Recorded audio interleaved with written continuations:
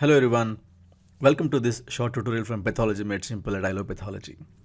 Now this is a series on hemolytic anemias. So I'll be discussing various aspects of hemolytic anemias in the next few weeks. So in this part of hemolytic anemias, that is the first part of hemolytic anemia, we will see understand the definition of hemolytic anemia.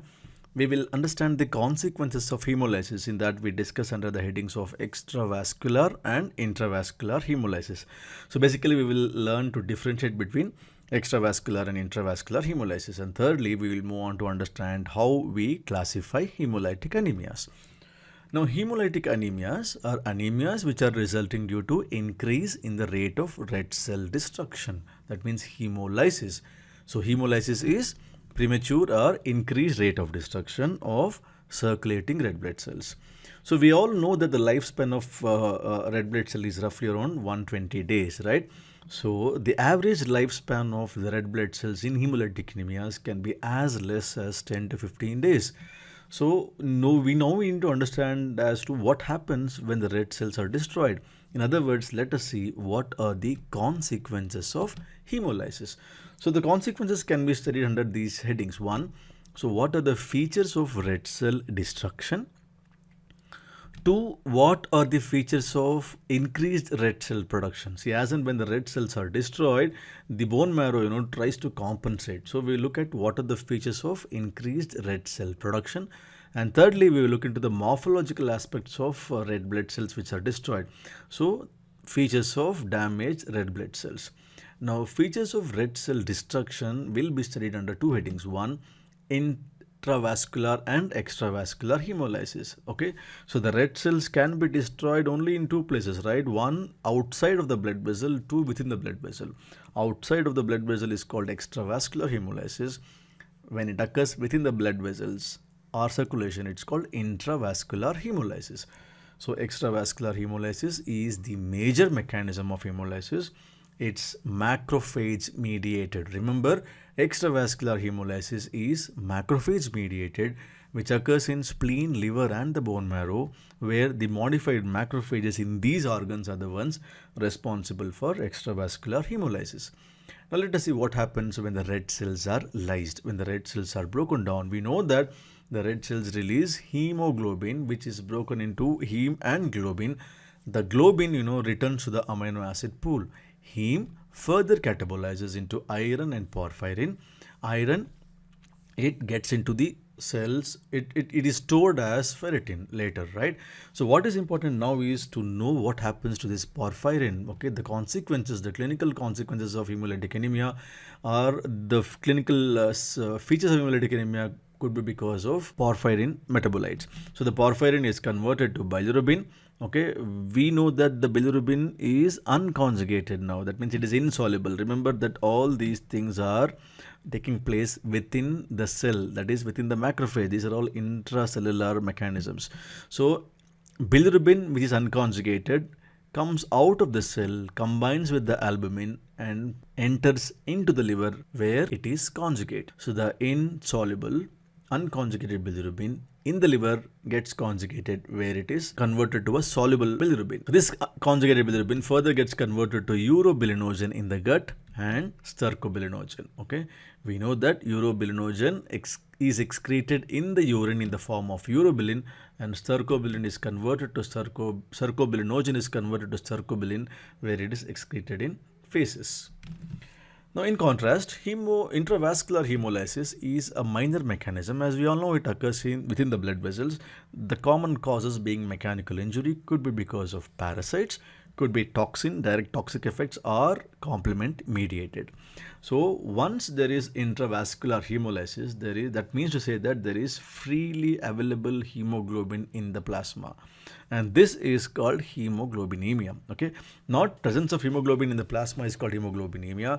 It has to be increased presence of hemoglobin, because in the initial part of intravascular hemolysis, what happens to hemoglobin is it combines with haptoglobin in the plasma and forms a haptoglobin hemoglobin complex. Thereby all the free hemoglobin is tackled by haptoglobin. Okay, but Remember, what happens to the complex? The complex is finally cleared by mononuclear phagocyte system. But what we need to understand is that the amount of haptoglobin in plasma is not really sufficient enough to tackle all the hemoglobin being released by intravascular hemolysis. Okay, so once the haptoglobin in plasma is saturated, then the hemoglobin starts accumulating in the plasma. That is when we call it as hemoglobinemia, right? So once there is hemoglobinemia, this hemoglobin in the plasma, again through the process of excretion in the kidney, the hemoglobin is also excreted in the urine, and that's called hemoglobinuria. Okay, so we all know that during the process of excretion there has to be reabsorption, and this reabsorption is by the cells of the proximal tubular epithelium. Okay, so the proximal tubular epithelial cells reabsorbs the hemoglobin, and within these proximal tubular epithelial cells the hemoglobin is broken down and then it is converted to hemosiderin. Okay, but then the hemosiderin is toxic to these proximal tubular epithelial cells. Okay, they die and then they are shed off. So as and when these cells with hemosiderin are shed off, you find evidence of hemosiderin in urine, and that is called as hemosideриnuria. Okay, so intravascular hemolysis is demonstrated by doing a simple haptoglobin test, where we all know that it is decreased. Okay, decreased haptoglobin is feature of intravascular hemolysis. Of course, we know the reason for anemia, because red cells are being destroyed. Jaundice is because of formation of bilirubin, but then bilirubin is by these mononuclear phagocyte system. Okay, where the hemoglobin is again broken down to heme, and this is what happens within this mononuclear phagocyte system. But then this mechanism is not very much as compared to that of extravascular hemolysis. So the jaundice in intravascular hemolysis is very minimal as compared to extravascular hemolysis, where that is the predominant manifestation. Okay, the predominant manifestation in extravascular hemolysis is anemia, jaundice, and splenomegaly. Okay, now we know the differences, right?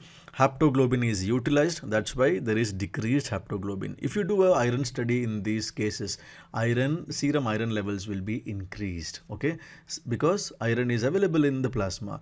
Serum ferritin levels will be increased because iron is stored in the form of ferritin, right? So there will be increase in the levels of bilirubin. Serum bilirubin will be increased.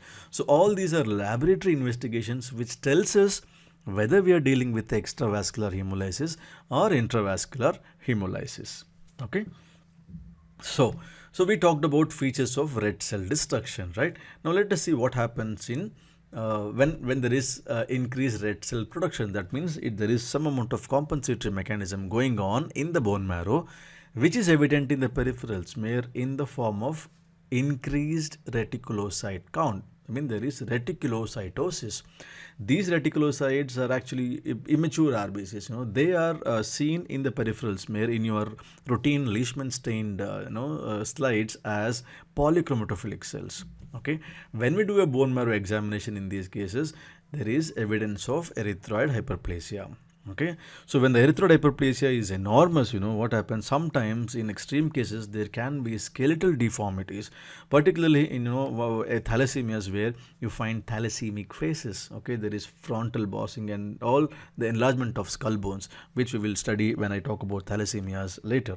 Okay, now what are the features of damaged red blood cells? We find all types of RBCs which are evidence of hemolytic anemias. Could be microspherocytes, could be elliptocytes, could be sickle cells, or even red cell fragments, where they are called as schistiocytes. Moving on to the classification of hemolytic anemias. So this is an RBC. The section of RBC is a donut shaped cell. Okay, depression in the center, biconcave cell, right? So broadly, hemolytic anemias can be classified into two types: hereditary hemolytic anemias or acquired hemolytic anemias. Under hereditary hemolytic anemias, these can be because of due to abnormalities of the red cell membrane. The membrane defects, the common ones being hereditary spherocytosis, hereditary elliptocytosis. Okay, it can be because of abnormalities of the red cell interior. We know within the RBC you find hemoglobin and some enzymes, right? Red cell abnormalities of red cell interior can be because of enzyme defects or because of hemoglobin, and that's referred to as hemoglobinopathies. Enzyme defects examples being G6PD deficiency, pyruvate kinase deficiency and hexokinase deficiency. Hemoglobinopathies are further classified as qualitative and quantitative. Sickle cell anemia or sickle cell disease, okay, is an important example of qualitative hemoglobinopathy, whereas thalassemias are examples of quantitative hemoglobinopathies. Acquired hemolytic anemias again can be because of red cell membrane abnormalities. The most important one being paroxysmal nocturnal hemoglobinuria, where there is deficiency of phosphatidyl inositol linked glycoprotein. Acquired hemolytic anemias can also be antibody mediated when these are referred to as immune hemolytic anemias. They also can be because of mechanical trauma to the red blood cells, where it is referred to as microangiopathic hemolytic anemias, which are found in conditions like disseminated intravascular coagulation, thrombotic thrombocytopenic purpura, and hemolytic uremic syndrome. Okay, so trauma to the RBCs can also happen whenever there is defective cardiac valves. The red cells can also be destroyed by direct toxic effects of various chemicals when it is exposed to, and finally it can also be because of splenomegaly. Normally we know that the red cells are trapped and destroyed in the spleen, right? So whenever there is hypersplenism, there is always a probability that more and more RBCs get trapped and then they are destroyed. So hemolytic anemias can be seen in splenomegaly, and splenomegaly is one of the manifestation of hemolytic anemia. Okay, both can be seen in hemolytic anemias. Hemolytic anemias can also be classified as intracorpuscular and extracorpuscular causes. Intracorpuscular means causes related to red blood cells. Again, there it can be further classified as hereditary and acquired. Hereditary, all these things, and acquired, there is one more, which is PNH. Extracorpuscular is all these things: antibody mediated, mechanical trauma, direct toxic effects, and splenomegaly, right? So that completes the classification of hemolytic anemia. So we learned the definition of hemolytic anemia. We try to understand the differences between extravascular versus intravascular hemolysis, right? So and finally we understood the classification of hemolytic anemia. Thank you for watching. Do comment if you have anything to ask, or if you like it, do comment. Don't forget to subscribe. Please do share if you find this video useful, and stay tuned. Keep waiting for my next video on hemolytic anemias part 2. I'll be discussing one type of hemolytic anemia. Bye bye.